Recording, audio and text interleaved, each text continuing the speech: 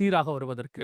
So வேதம் சொன்னபடி கடைசி காலத்தில் பஞ்சம் உச்ச நிலையை அடைகிறது. ஒரு பக்கம் எசேக்கியேல்ல சொன்ன கடைசி நிலைக்கு வந்துருச்சு. ஒரு பக்கம் ரைசிங் பீஸ்ட், அடுத்த சாம்ராஜ்யம் எழும்புகிறது.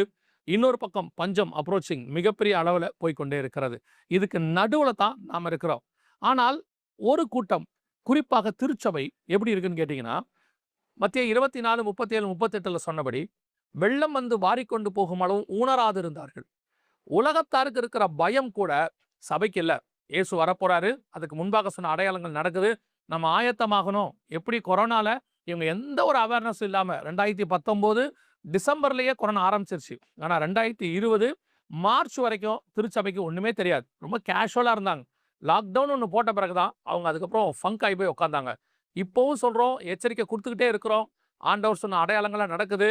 இது ஆயத்தப்படுவதற்கான காலம், ஜெபிப்பதற்கான காலம், கர்த்தரோடு கூட ஒப்புரவாவதற்கான காலம், தேவனோடு கூட சஞ்சரிப்பதற்கான காலம். இனி காலம் கண்டிப்பாக செல்லாது. கர்த்தருக்கு சித்தமானால், வருகை தாமதிக்குமானால், இன்னொரு நேற்று வரை நிகழ்ச்சியில உங்களை சந்திக்கிறோம். God bless you.